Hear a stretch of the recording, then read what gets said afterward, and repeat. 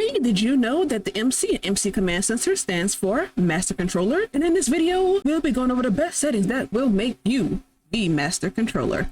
So what I mean is we'll be focusing on settings related to story progression today. And I know that the Sims team has added story progression in the game, but we all know that it is not implemented in the best way.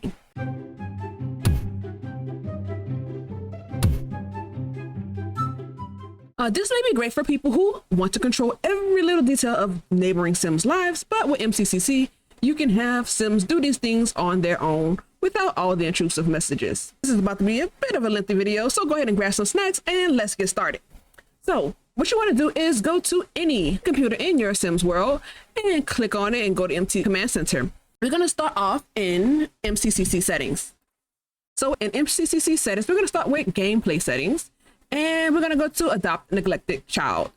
So if you've ever had the displeasure of having one of your children be whisked away into the void, you can avoid that now with adopt a neglected child. It is by default disabled. So go ahead and make sure you enable it. So that way you won't have to worry about your child disappearing into the void again. Should your Sim, for whatever reason, just not take care of your infant or baby or whatever it may be. Next up is adopt no caregiver. So basically, anytime that your Sims, for whatever reason, just happen to pass away,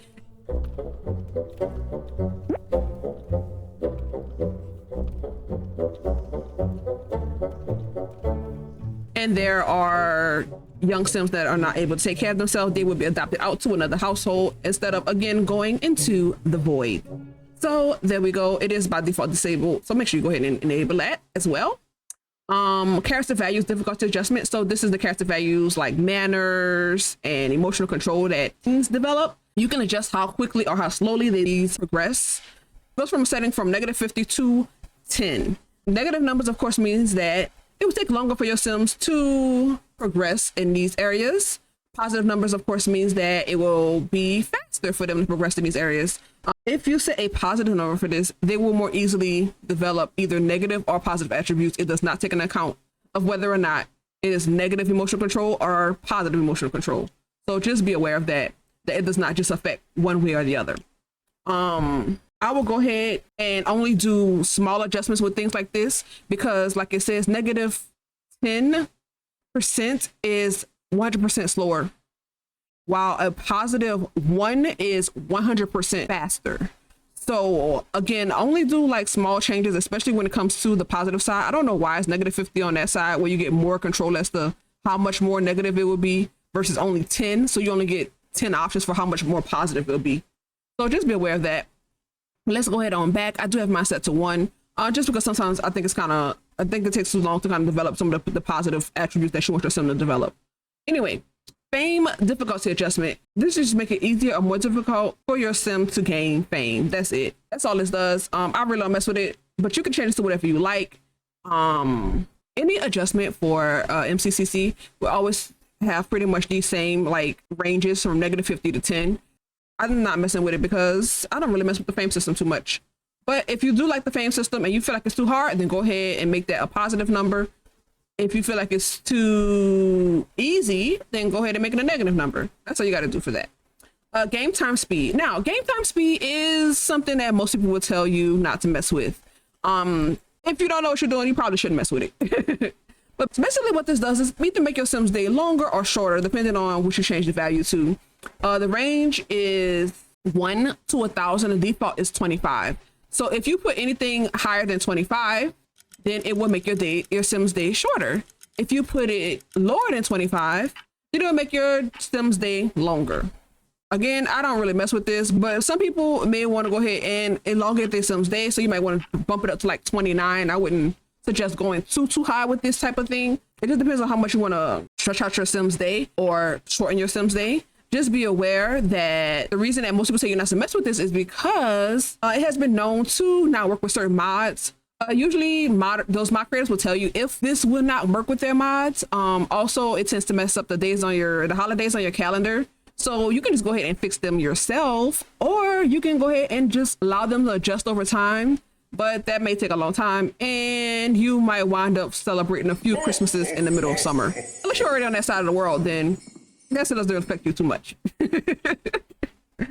And then last reason is, depending on how much you elongate the day, the Sims actions will kind of stretch to that amount of time. So it doesn't really give you more time to do stuff during the day. It just kind of just stretches everything out. That's pretty much what it does. So a lot of people feel like it's not worth doing. I'll go ahead and leave you links to other people's experiences as far as using game time speed and what data pool the creator of MCCC has to say as far as using game time speed.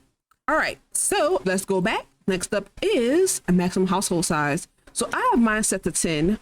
The default size is 8. You go all the way up to 104, but I don't think they actually let you have 104. It might be like 103 might be the maximum, but it doesn't matter. It is already difficult to play with 8 Sims. Of course, it's up to you as to whether or not you want to have all those Sims in one household. Just be aware that if you should decide to do that, you must use modify household and cast through MCCC in order for you to modify your Sims and not have them just disappear. So just be aware of that you have a chance of your Sims being deleted if you try to go into cast outside of MCCC. Okay. All right, let's go ahead and go back. All right, next up is a maximum rename length. This just allows you to increase the number of characters used to name your Sim. If you decide to have a Sim named Prince Christopher Rupert Windermere Vladimir Carl Alexander.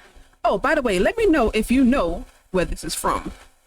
Or, if you just want to hyphenate your Sim's married name, then this allows you to do so. Just know that it can cause a cast error if that Sim is modified and saved. All right, let's go back. Mode of decay. Oh, this is a pretty good one. So with this one, you can change how fast your Sim's needs goes down. As you can see, they have it for different ones for babies, pets, Fame, Sims, just any Sim motive. And for some reason, Vampire has their own. But let's go ahead and click on one so you can see what it is. At default, it is set to 100. The closer you get to 0, the slower their needs will deplete. The closer you get to 500, the faster their needs will deplete. If you actually set it to 0, their needs will basically freeze and you don't have to worry about taking care of them anymore. Like, you won't have to worry about taking care of needs anymore for your Sim. It is very convenient if that is what you would like. But if you know you don't want to take care of no baby, go ahead and set it to 0. Just make sure you go ahead and take care of all their needs before. If you set it to 0 when you're already getting messages that your infant may be taken away, their needs are going to be stuck at that low level that would cause you to get that message in the first place if you just hit 0 without taking care of their needs. So just be aware of that. Okay, let's go ahead on and go back. I do suggest you go ahead and for Sim mode of decay, set it down to anything between 96 and 98. It'll take a little bit longer for your Sims needs to decay, and it should give them just enough energy to get through the day without needing to take a nap. So next we have pause on zone. So basically, anytime you go to a new area in the game where you have to go behind a loading screen, this just pauses it so that way the Sims won't be playing around on their own. It's useful for people that have like maybe a vampire Sim and their energy is low and you forgot the energy is low and it's the middle of the day, and unfortunately the game was playing in the background while you're still sitting looking at that loading screen, and then once the loading screen is over, you have a vampire ghost instead of just a vampire. It's just good for things like that. I typically keep mine disabled because I don't play that much, in all honesty, but it can be good for people that just want to make sure your Sim don't die of starvation or something in the background while you waiting for the loading screen to disappear. What's the next up? Sims die on lots. So you want to have this disabled so that when Sims die off lot, the Grim Reaper will show up. Should you use a kill Sim command, have this enabled. Basically, the Sim just pop into a ghost if they die off the lot, which is kind of creepy. So, and usually if I'm killing the Sim, I kind of want the Grim Reaper to pop up. So yeah. Look, that might be the only reason why that Sim has to die. It's just because I need the Grim Reaper to pop up. So yeah, there you go. Skillings. So this one is important if you tend to use any of these cheats here for MCCC, which is forget all skill, max all skills, and the randomized skill levels. What this does is allow you to bypass these skills when you do this. So if you tend to do the forget all skills, but you want them to keep certain skills, then this will bypass these skills on this list for that. But I tend to use the randomized skill levels and I wanted to go ahead and I want this to randomize my charisma, cooking, fitness, handiness, and logic skills for any sims that I create, and use the randomized skill levels on. They also have it for any mod skills that you have listed too. So make sure you disable it for any mod skills if you don't want them to learn those skills, if you tend to use the randomized skill levels. It will also max all these skills that's not clicked, but it should bypass all these skills if you're clicking forget all skills. All right. So next up is skill difficulty adjustment. If you find it difficult to raise skill, then you go ahead and set this to a positive number. I would suggest you start out with number 1, just because again, it's a negative 50 to 10, and a 1 is 100% faster. So I would suggest you go ahead and at least just do a 1 for that. Unfortunately, they do not take decimal values. It will just round it up to the next positive number. So if you put 1.5 and hit OK, you'll see that it rounded it up to 2. So just be aware of that. I'm gonna set this back to 0. I don't find it to be too difficult, so I'm just gonna leave it at 0. Okay, so next up is skill difficulty exclude list. So when you make adjustments to skill difficulty, these are the things that you want to exclude from being affected by the value you enter into skill difficulty adjustment. So these are the skills that you don't want to be affected by skill difficulty adjustment. Then these are the skills that you want to be affected by skill difficulty adjustment. That's it. You just tell it what skills you want to be affected and which ones you don't. All right, skill freeze progression list. So if you believe that all the sims, because this affects all sims in your world, just so you know. So if you believe that no sim in your world should learn acting, then you would click on that and hit OK.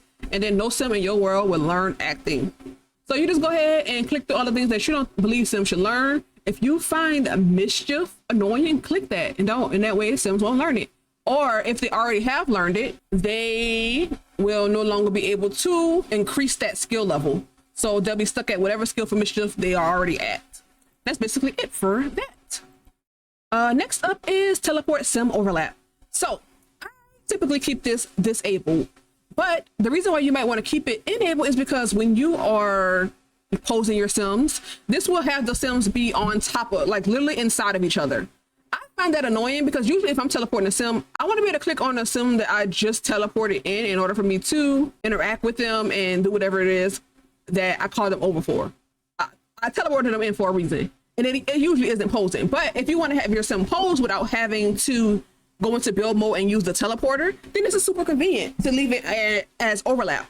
So it just kind of depends on what your needs are. Well, the last one in gameplay settings is use random aging. So basically with this one, all it does is make it so that way when a sim is generated or spawned into the world, it will not start at 0 days. It will start at a random day in their age span or their lifespan. So if they are 18, they may start at day 12 and they're soon to become a young adult. Or if they generate in as a elder, then they may start in at day 2. So there you go. That's all it does. Just make it random for when sims kind of generate into your world. So we finally got through gameplay settings. I don't think it took us that long, hopefully. Next up is money settings. Money settings are very important as well. So the first one is allow a child to pay bills. Now I have this disabled because why on earth would I have a child helping out pay bills? But I know for certain storylines that it may come in handy to have your child help out and pay bills. But for me, I leave it disabled. So it's up to you on that one. Next up is apartment bill percent. That's basically just making it easier or more difficult for you to pay rent. So the closer you get to -100, the less your bills will be. If you actually make it -100, it will be 0 simoleons. And anything above 0 will make it higher. 100 would be double the bills. So you have a lot more wiggle room with this way because it has a lot more values that you can put in. So there you go for that. If you feel like rent is too high, go ahead and set this as a negative value. If you feel like it's too low, then go ahead and set it as a positive value. Or if you want to make your game harder, set it as a positive value. That's all you got to do for that. I'm gonna go ahead and go to change bills percent. It is exactly the same thing as that, except it is for houses. If you want your game to be harder by having to pay higher bills, then go ahead and set that for a positive number. If you want to be easy by having lower bills, go ahead and set that as a negative number. That's it. Auto pay bills. I have another little short on this one. This one is very convenient. All it does is when a bill comes in, it is automatically paid. You don't have to worry about your sim being in the dark because you forgot to pay a bill. So I suggest you go ahead and enable that so that way you don't have to worry about paying bills. Next up is child support percent. So I don't know why it's out of order. It should be pay child support first. So we'll go to pay child support first, which is at the bottom. And basically what this allows you to do is say what type of Sims you want to have to pay child support. So all means any single parent living with a child will get child support from the other parent. That's all that means. Whether they're married or not. Married only means that only married Sims will have child support should one parent be living alone with the child. I don't know, maybe they got separated or something. I don't know how that works, but for whatever reason, they're married and only one parent is with the child. None is nobody pay child support, and then unmarried only is just only Sims that's not married where they're a single parent and the other parent has to pay child support. That's it. I prefer unmarried only because I'm like, why they married and separated, I guess. I don't feel like Sims will do that. But if they do that, then you can just click all. If you find that it's happening quite a bit in your game, just hit all. And that's it. And everybody got to pay some child support. And then next up is we'll go back up to child support percent. So this is how much you want the parent that is not living with the child to pay. The range is 1 to 1,000. When you decide what to make the other parent pay, please keep in mind that it is including the lot value plus the household funds. So it is not just that Sim's paycheck. So if you have a Sim paying 25% for child support, do realize that it might be 25% of like 5 million. I have no idea what happens if that Sim runs out of money, where the money come from. Does the game still give you money? I have no idea, but just be aware of that. So you might want to keep it somewhere between 1 to 3% to make it a little bit more realistic as far as how much a Sim is paying towards child support. But you know, it's up to you. If you want all the money, go ahead, go for it. I would suggest you go ahead and do something like 2 to 3% though, in all honesty. And that's it. So let's go ahead on back. Next up is inheritance Sim type. So this basically lets you allow what types of Sims will leave an inheritance should they pass. Active only means only the Sim that you are using to change the menu with household will leave inheritance. All means all Sims in the world, which is what I recommend that you have on. NPC only means that only NPCs will leave an inheritance. Of course, none means nobody will. Played means only your played households, and then just play the NPC and not your active Sim household will leave an inheritance. So it's up to you as to how you want to play that. But I suggest you have all, because why wouldn't they leave an inheritance? You know? Okay, so this lets you decide whether or not the spouse will get the inheritance first. I have that enabled because I feel like, you know, in most cases, the spouse get the inheritance first and then the children do. So that's all that is. And that is pretty much it for money settings. I know, much quicker than other ones. So the only thing, notification console and menu settings, you really don't need to do anything here. But if you decide to do anything, I would suggest that in notification settings, go ahead and change aging and death notifications. You might want to change the show age up the notifications to like related to active household, in case you want like cousins of your active household Sims to be around the same age as all your young Sims in the house. So when they age up, that way you can think about aging up your Sim and they can all be around the same age. But other than that, you can look at the rest of the notifications for all this other stuff. It's a lot in there. Go ahead and have a look when you have a chance. Next up is relationship settings. So this is another pretty big one. First up is allow teen parenting. So all this does is allow teens to be able to learn the parenting skill and do parenting interactions. There's another setting so that teens are allowed to become pregnant. So we can go to that in a bit. Okay, next up is auto relationship settings. And there's a couple settings in here. The first one is breakup settings. So in breakup settings, you have break up, move out Sim. So basically anytime Sims break up, this is how you decide who will move out. The default is for male Sim to move out. You can have it for you can have it for the female Sim to move out.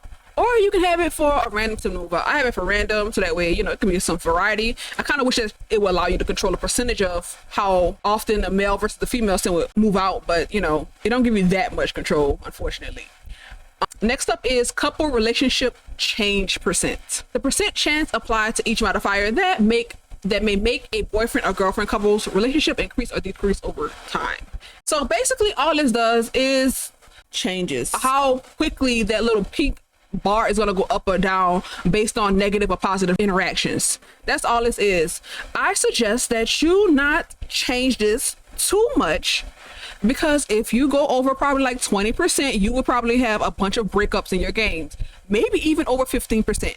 So just be aware that you might want to keep this somewhere between 15 to 20%. So that way all the couples in your game ain't breaking up and getting back together. Okay? It's just a fair little warning, but you might want to have it in there just to kind of help keep the drama alive. So I recommend you start off with 5%. If you feel like you ain't getting enough drama in your game, then keep bumping it up until you get to about 20%. Okay. Move children with breakups. This allows you to change the percentage chance that the child will move out with the parent that left the household. That's all this does.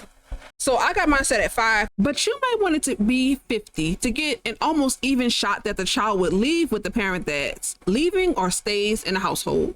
So it just depends on how likely you want the child to leave with the parent that left. That's it. I got mine set at 5 because I feel like kids should be in a stable environment. I know it's just Sims, but I don't really want them leaving the household too much.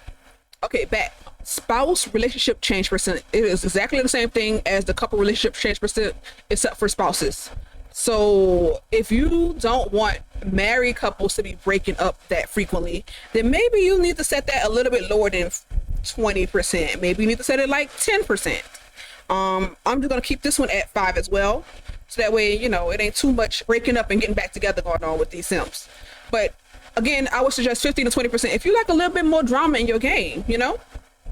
Next up is bypass play household. Anytime you see bypass play households and you messing with settings for MCCC, please have this enabled. I promise you, you're gonna be mad if your Sims break up and then you can't find one of your Sims because they're out there in the world somewhere you have no idea where they are. So anytime this is an option, have it enabled. Because you don't want all that drama that you cause other Sims to happen to your Sim. Unless you do, then go ahead and keep it disabled. All right, so move in settings. So this is mostly to do with how Sims move in with their romantic partners. That's all this is. So basically with this allow homeless romance move in, is if a Sim is in a romantic relationship with another Sim that has a lot, then the homeless Sim will move in with that Sim. It's the default is enabled. Should leave it enabled. Move in ages.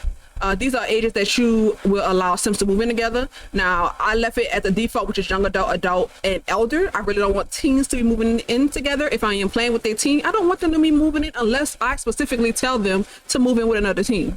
But it's up to you if you want to just randomly have teens moving in together. Next up is move in romance level. So how high do you want the romance level to be before they're able to move in? So the default is sweethearts. So anytime you see this little data pool face here, that is the default. So I put mine up to soulmates, just so you know. What else? And then romance move in percent. So changing this will affect how likely they are to actually move in with the other Sim based on romantic levels. But that's it. I just left it at 50. Well, the default was 0. I just put it at 50 so that way, you know, it'd be a nice mix of people moving in and not moving in together. That's all. And that's pretty much it for those moving settings. Well, actually, that's it for auto relationship settings. There you go. Boom. So next up is friendship decay percentage. So this is basically how fast you want your friendship levels to decay with other Sims. Honestly, I don't want it to decay that fast. I want it to be about 10. If you don't want it to decay at all and you don't want your Sims to forget other Sims, then leave it as, then put it at 0 so that way they won't ever forget a Sim.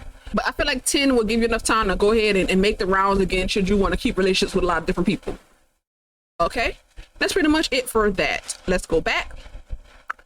Friendship difficulty adjustment. So that is how easy or how difficult you want it to be for you to become friends with another Sim.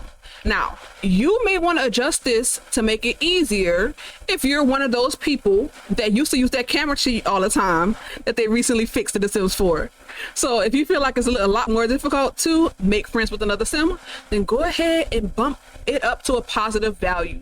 Maybe 2 or 3, so that way you can get just as much quickness as far as becoming friends with another Sim. Okay, I would suggest 2 because 3 might be a little too high because it's only 10 values that you can put in. So you might want to put that up, bump that up to like 2 if you like that camera cheat and you don't feel like working too hard to become friends with another Sim. All right, so that's it for that. Relationship culling. So basically what this does is anytime sims are forgotten or your game is too full, the game will go by and just start deleting sims. Most of us don't experience this because most of us don't have like our game full of sims unless you had that save file for a very long time or you have downloaded a save file. So if you don't want sims to be cold, then go ahead and bypass it, or you can just leave it on the EA relationship culling, which is fine, or you can specifically set up your own relationship culling based on MC Cleaner, and MC Cleaner will be in another video because that is a lot there. Okay, so let's go ahead on back, and next up is romance difficulty adjustment. So this is basically how quickly or how slowly you want to be able to romance another sim. So if you feel like the romance bar be going up too quickly with romantic interaction with another sim, then go ahead and bump that down a little bit, because a lot of people feel like the romance stuff be going too quick for sims. If you feel like sometimes it's just too hard to be romancing another sim, then go ahead and bump it up to make it a heck of a lot easier. It's just the same thing that you do for the friends when the adjustment. It's just the same thing for romance. That's it. Okay. And then romantic decay percentage. So this is basically how quickly you want your sim's romance to decay. Same thing like the friendship one, like how quickly you want that pink bar to go down over time if they're not doing romantic interactions. That's it. So the default is 100. The closer you get to 0, the slower it decays, or any value over 100 will cause it to decay faster. The same thing. That's it.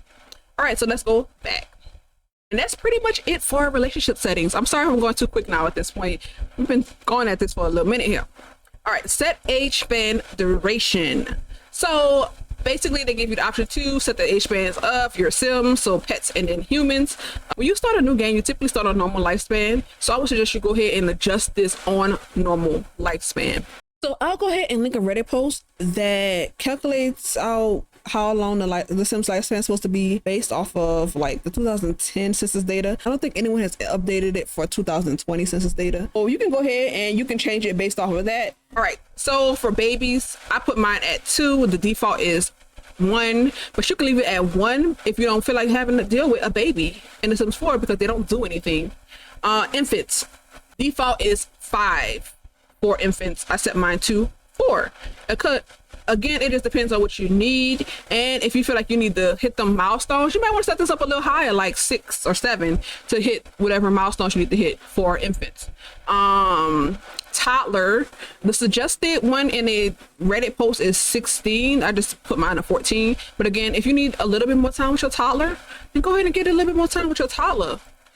Child, the suggested amount was 32. I left it at that. Suggested amount was 38. I left this at that.